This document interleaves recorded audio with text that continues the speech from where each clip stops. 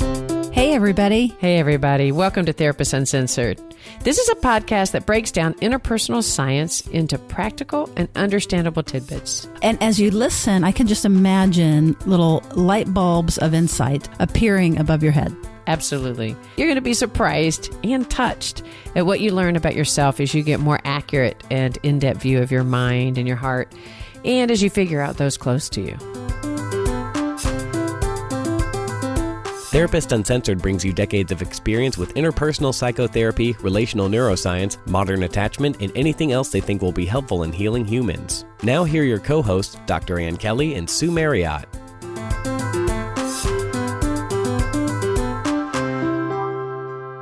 Hey, welcome back. This is Ann Kelly. And Sue Marriott, and we are back indeed. This is season 3 of Therapist Uncensored. We are so excited that it's season 3. That break that we took was so well worth it. We're charged up. As a matter of fact, we're popping champagne. Dang, where's our champagne? We have no champagne. We have no champagne. It's our virtual champagne that we're popping right now. Absolutely. Thank you guys so much that y'all have kept us alive for an entire 2 years. This is going on our 3rd year. And without every one of you listeners and our new listeners going forward, we wouldn't be here. So thank you, thank you, thank you. And we've already got multiple things in the can for this new season 3. So we can say with confidence that we love what's about to be coming at you. You know, I think we're thinking to start off our new season that Sue wants to say something. I'm getting the signal. We're doing these nonverbals. I was thinking you were about to do the review. However, what I thought, if you're okay with it, is can we tell them about the Facebook Live? Oh, let's do it. So a lot of times we end up doing all these gestures and everything, and we sort of want to do props. And so on October 8th, which will be probably about a week after this episode comes out, this is so funny because we're like not tech people at all, and it's going to be super embarrassing, and we'll probably never do it again. I don't know. But we're going to try it. We're going to experiment. On October 8th, Monday at 11:30 Central Time, we are going to go live and do a quick demonstration of some ideas that we have had about the spectrum and things like that. And so that's going to be really fun. Oh, I don't know if it's going to be fun at all. It might be terrifying. There may be nothing but crickets chirping, but we're going to try it. And I know it'll replay. And that way you'll be able to see what it is we're pointing to and some of the ideas that we have. And then it'll also be a time to do some live Q&A. So if you have some questions, or if you just want to say hello, or you just want to cheer us on, it would be so awesome, because otherwise it's going to be really embarrassing for us to be there by ourselves. So, oh, that would be sad. So sad. Hey, so let's do it on the public Facebook page this time. What do you think? Absolutely. Totally. So that's new. We're going to experiment with a couple of different formats and see if we land on anything that is kind of a nice, a little bit more community building and a little bit more interaction with our audience. So that's new, and that's happening October 8th. So there you go. And then you were about to do a recap. Thanks for letting me jump in there. 11:30, by the way, Central Standard Time. So right. I think you said that, but let's just make sure we get that in there. And if you miss it, don't worry about it. It'll replay on the Facebook page. So there's a lot of things. If you're new to Therapist Uncensored, there's a lot of things that we cover, but we have a thread of consistency that goes through our work. And that has to do with the relational sciences that include attachment. You've heard all that. We don't need to repeat it, but attachment, interpersonal neurobiology, etc. So what we thought we would do by starting off today is to do a recap of some nuggets that would help if you are a new listener, or even if you are a continued listener, as a reminder to just sort of recap what we mean by certain things in attachment. The other thing is every time we say it, we're always going to layer something new on. Yes. So even today, we're going to be layering new things on. So even if you're a stalwart fan and you know about some of this stuff, just hang in, because you're going to begin to keep hearing layers. But if you're new, I want to point you to, there's some older episodes that will be good for you to tune into. Episode 59, 60, and 61 are the real, like if you have no idea what the heck we're talking about, those are really great, sort of the basics. And by the way, as far as navigation, on iTunes, they told us not to put the episode numbers in the actual title. And that has created havoc, because people then go to their Apple player and then it's really hard to actually find them. So if you're actually looking for it by the number, just go to the website. It's the easiest thing to do. We're going to actually update that library and make it easier for you. But until we do that, just go to the website. So 59, 60, 61 are really good ones to start with. And then also 66, that goes with that too. So if you want to know about attachment and the basics, and one more that's a good one to start with is 5. It's a very early episode. You're going to send them to 5? 5. I know. I shouldn't. Do you think I shouldn't? No, just people like it. Tracy Campbell. Oh yeah, that's Tracy Campbell. Yes. Oh, that's true. That's a wonderful one. The only reason I say hesitant is any of the early ones. It's kind of like, hopefully it's kind of like fine wine, and over time we've gotten a little better. So sending people to our initial ones is a little like, oh no. I know, it's always super embarrassing. But people like that one, 5. Yeah. And then 59, 60, 61 are the sort of they were intended to all go together. And then 66 is the one with Becky Mendeville, where it's just hysterical. And she really talks about how she's applied it to her own life, not in a relationship and as parents. So those are the folks that are kind of neuro nerds, attachment people. You're going to love all that stuff. But then we also have a whole lot in our library already about shame, about parenting, about sexuality. Mentalization. There's David Elliott is in there. You're going to love him, about treatment of attachment. So there's a ton of stuff. Esther Perel, of course, Dan Siegel, Stan Tatkin, Kristen Neff. So there's lots of great guests, tons of stuff to go back to. So that is the kind of a quick recap of what has been. And in each show, there'll be tons of show notes, and we always have a resource library. So that's what you have going backwards. And then now moving forward, we are going to take some of those ideas and go ahead and sort of expand on some of these notions. That's awesome. And we've gotten some really great listener feedback about different topics. And so I don't know if we're able to get to all of them, but there were a lot of really good ones that we are going to get to and are excited to do that. And one of the reviews that we got that has stuck with me that I really liked is that a listener said that I get a lot out of it. Sometimes I see the title and I don't think it relates to me. And then I listen to it and I actually get something out of it. So if you're going back and flipping through our website and you see something and you think, I'm not quite sure I'm going to relate to this, maybe give it a try. You might be surprised. That's right. And by the way, all of you who have left messages on our website through the SpeakPipe, which is a voicemail system, we have listened to every single one. If you've left an email, we have actually returned your call, which is fun. And we will be playing those some of those that are relevant to a wider audience. And also we've gotten some great feedback in this past month, especially. So keep that coming, and we will play that and keep that going as well. So let's shift into the summary and then deepen that summary of specifically about the attachment spectrum. Some of you may have already heard this, but we're going to layer more of the biology in and more of the brainy stuff in. So this may be some review, but hopefully also more nuanced. So what you have heard before, as the research shows that there are typically, historically, is the 4 categories. We're going to mainly talk about the 3, and then we'll add the 4th in later, that the secure kids are green. They're balanced. They have a balance of thinking and feeling. We're simplifying this on purpose. These are the kids that would protest the parent leaving in the strained situation. Again, I refer you back for more of the detail on that. But these are they grow up to be typically, not 100%, but generally they will grow up to be adults that have full functioning, robust, healthy lives. Very much value relationships. That's and right. Being connected. When they're upset, they're able to reach out socially.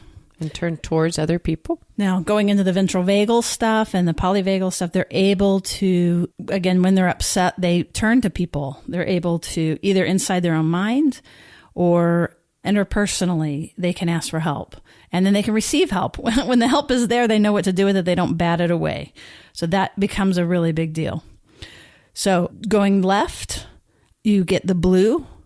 You get what has historically been called dismissive or avoidant. We're no longer going to call it that. We were going to banish those words from our vocabulary. I invite you to banish them as well.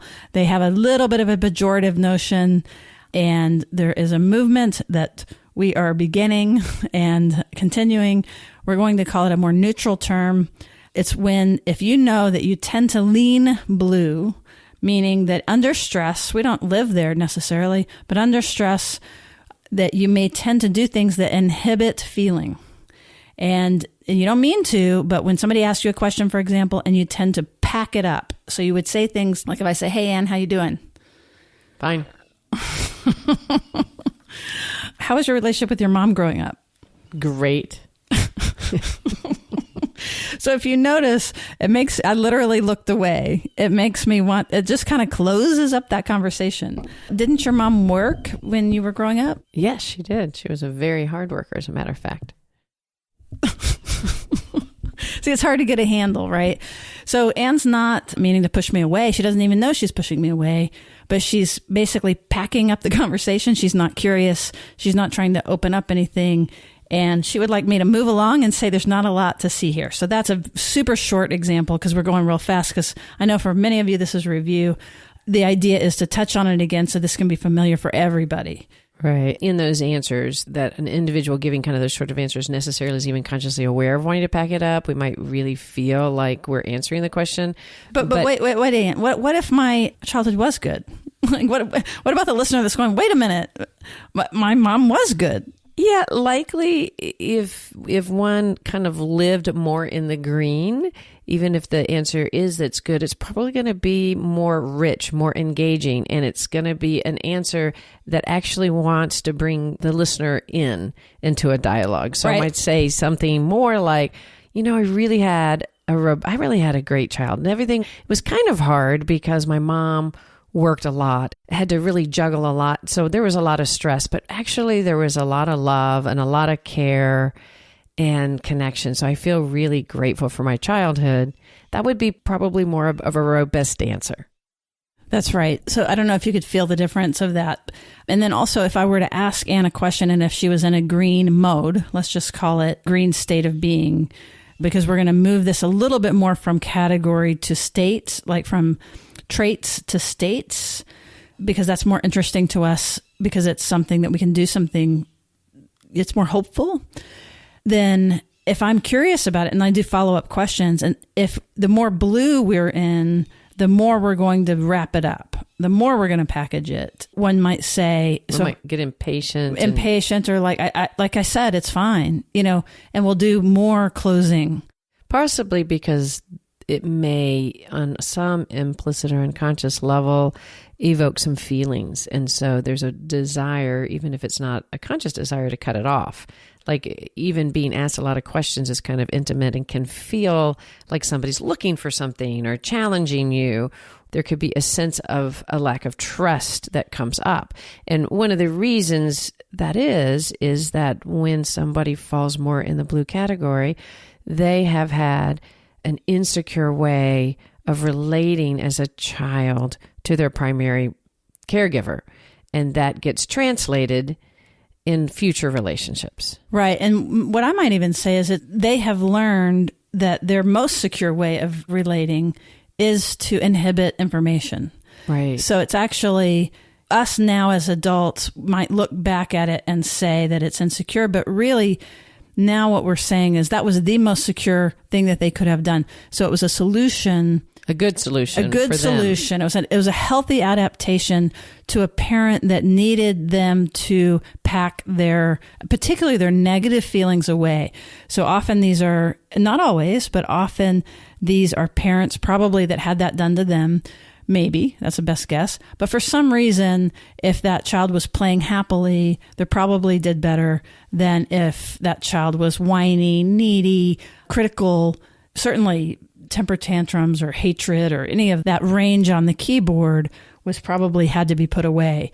So as I'm pursuing the question of like anything in that realm, it would be very confusing to the adult, and they would want to move away from that as quickly as possible because that's what helped them get along before. So it becomes kind of overstimulating. And that is not to be confused with somebody that's an introvert, for instance, that doesn't typically, like those are very different things. That's a great point, Anne. And, and an individual, you notice that they were sort of more personal and emotionally laden questions. Somebody could ask somebody that kind of lives more in the blue something about their career and could get a very long dialogue. So let's be real specific. This is not a form of introversion or somebody who may have difficulty wanting to engage because of those reasons. But it's much more how one deals with the emotional realm. And someone that lives more in the blue tends to want to stay a bit logical. That's the safer zone. So logic is a primary zone. And that's one of the reasons why please join us for the Facebook Live. Really, we're excited about the idea that if you can see the visual, right? So I love podcasting, but one of the disadvantages when we say, even Sue says, you move left, it's kind of hard to have that visual. And we would love for you guys to be able to like, oh, I know what she's talking about. That's right. And again, weaving in just a little bit more of the neuroscience part is that we can begin to think, again, it's overly simplistic, but you want to think of the left brain too, that it's a little bit more of the Excel spreadsheet. It's language. It's weighted towards language. Again, anybody that's an actual neuroscientist is going to protest this a little bit. But again, what we're trying to do is make this very, very, very simplified. And from a very simplistic standpoint, it does make sense that it's left, linear, logical, Excel spreadsheet. And feeling a little anxious when we realm into the feeling level. And for those of you that like, this is a lot, we're just doing a really capsule just so that you can kind of move along in this season with us. But we go in a great deal of detail of each of these colors in these episodes that we're talking about. You said 59, 60. And 61. Yeah, that's right. 61. So stay tuned on that. So let's talk about individuals that sort of flip on the other side of the continuum. Okay, and then on the other side, so is red, and then that's also flips over to the right side of the brain. It's the sympathetic side. So again, polyvagal, it's where we're more activated. It is when we used to say fight or flight. Fight, flight. But these days we don't actually flee, right? And we don't necessarily actually put up our fists. But what it looks like in real life is we confront and we avoid. And that's actually what sympathetic activation typically looks like. So the red looks like that we're on the ceiling, and we will tend to be, the old term is preoccupation, or there's a lot of terms. It depends on the researcher. Angry resistant, anxious, preoccupied, any of those things. But basically the gist of it is it's somebody who has more outside orientation to soothe themselves. Whereas blue has a more internal orientation to soothe themselves. Red is more feelings oriented than thinking. And to move in the middle, back to middle to get green, again, very simplistic, but it is about getting grounded and moving, getting the mentalization back online, coming back to a place of a balance where that they are connected to the other person, but they're also connected to themselves. They haven't lost themselves in that process. That's the very short summary. We're going to do more. And well, wait. Let's just for equality's sake, if you were somebody that in the moment was leaning deeply in the red, and I said, Sue, how was your day? Well, it started out really great, but I had this dream and it reminded me of my aunt, and my aunt actually, she died, and then I woke up and then it reminded me, and then my child came in, and oh my gosh, that reminds me of this other thing. Oh, so my day has been so crazy. And then, hey, can you hand me that? Well, actually, now I just sound ADD, but or a little disorganized, right? Well, but the notion of it is that it's very hard. Like as I begin to get into feelings, it's going to be hard for me to stay connected to my listener, and I begin to get into a lot of affect. So, if you had a day that was really rough, and somebody asked you about it and you were highly activated, you might be stirred up and speaking more rapidly and more intensely in the feeling of it, and anxious and needing the other person to soothe you. Yeah, I'll tell you what happened when I just started coming up with that example is I got a little self-conscious because I didn't want to be disparaging as I did the example. I get that point, yeah. And so that's why I cut it off a little bit, because I didn't want it to sound bad, towards right, because someone. Any one of us can fall in that area. We've all been in the red, believe me. I mean, the example of the dream and the ant was actually quite real. So. Yeah, so we are not meaning at all to say, and that's the important part of this, that we're describing a category of people, and all people in that category act this way, because obviously we don't have 3 categories to represent every personality. That wouldn't flow. What we're talking about is what happens when it gets distressed and in stress and in a lot of intensity and falls into that way of insecure relating when that happens. This is the cool thing. And this is where, again, we used to call it disorganization. Now I want you to think of it as unresolved, basically. It's typically related to trauma and loss. And it's when there's not an organized way of relating. And the question is, with all of this research, why is there only these discrete categories that typically come up about how children and then later into adulthood, why are these categories so robust? And the argument is that it's because of biology. And that's where the polyvagal comes in. Basically, there's these several branches of science that we're going to keep weaving together. It all makes sense. There really is a big weave. And this is where neurobiology comes in, regulation theory, polyvagal theory, and attachment theory, and depth psychology. It's so wild that it all weaves right together. So I know this is a lot to digest in the first thing, but we are going to just very slowly kind of keep weaving this all together. Again, we're not going to inundate you too much, but just trust us. We have a beat on this. We know where we're going. We also are going to just keep rolling in different authors and experts in the field, and everybody will have their own perspective. But as you begin to listen carefully, they're going to have their thing that they're talking about, but you're going to begin to hear how it all goes in the same direction from whatever perspective that they're talking about. You're going to kind of you might hear it from a neuro perspective, or you might hear it from a psychological perspective. But I think it's a kind of a unifying theory, a grand unifying theory. And what's great about this is the more that we can get a handle on it, this is how human beings change. And it's very hopeful, and it's very, very exciting time to be studying this material and being able to change how we see ourselves and to change how we can help and, get closer to people that we care about. So there you go. Boom. And build security in yourself. And you said that was just a great summary of it. And if you're sitting out there going, oh my God, there's no way I could listen. Yeah, what are they talking about? Hopefully, and honestly, lots of our reviews, which we appreciate, really talk about how easy it is to listen and talk about that we can make really hard concepts are really, usable and digestible and understandable. So we are kind of giving you the overlay, but much of what Sue just mentioned, we do have different podcasts in our first 2 seasons. So again, check it out. But it'll be fun, and it'll be very, very usable. Right. And as we go, and even with each interview that we do, every book we read, we are continuing to deepen our understanding, and we're going to keep you updated, and we're going to keep nuancing this as we go forward for sure.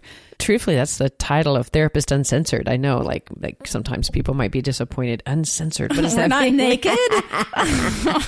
But what we mean we may be naked, actually. However, that's not what it's about. What we mean by that is that the material that we're bringing you are the things that have informed Sue and I and many, many, many psychotherapists out there, and how they really bring this information to really help their clients. And one of our excitement about doing this podcast is to bring that to people, to do a common language for therapists and to get it out broad and wide for those people that are interested and either in therapy or don't even have a chance to go to therapy. We've always wanted to do that, to bring it and say, this is kind of the research that feeds us and what we do in our chairs, and we want to bring it to you guys. Right. Or who might not value therapy, or might not could afford therapy, or who culturally it would be inappropriate to be in therapy or be interested in therapy. So we want to bring it and talk about it, not just have it in our heads or in our books.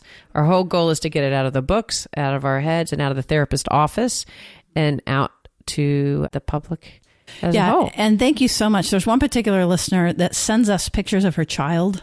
Oh, I'd love that. And says that for us to keep him in mind, that his life is changing because of the podcast. Thank you so much for that. And this is a great segue into the little button on our homepage where people are leaving us messages, and we're going to play a few of those now. Thank you so much for that feedback. Some of it are ideas, we may or may not be able to do, but we wanted to just be able to get our listeners' voices on the air. And also, please continue the rating and reviews. That's one of the ways that we get heard, and share the episodes. It's all word of mouth, y'all. It's all word of mouth. And big thing, show up on Facebook Live, share it, and be able to say hi, because we'd really like to say hi in person. That'd be really fun. Sounds good. And by the way, I don't know if y'all know, but we're in Austin, Texas. Did you hear Sue's y'all? That's right. All right. Thanks for listening. And it's October what? October 8th, 11:30 Central Standard Time. Come join us. Give a wave. It'll be short. It's not going to be super long. We're not going to keep it probably more than 30 minutes, but hopefully... Office hours, free office hours. Hopefully really informative and fun. All right. We'll see you around the bend. I have just listened to the podcast with Becky Mandeville, and for about the third or fourth time, I just love listening to it over and over, all the podcasts. I get so much out of listening to them more than once, and every time there's something new to learn.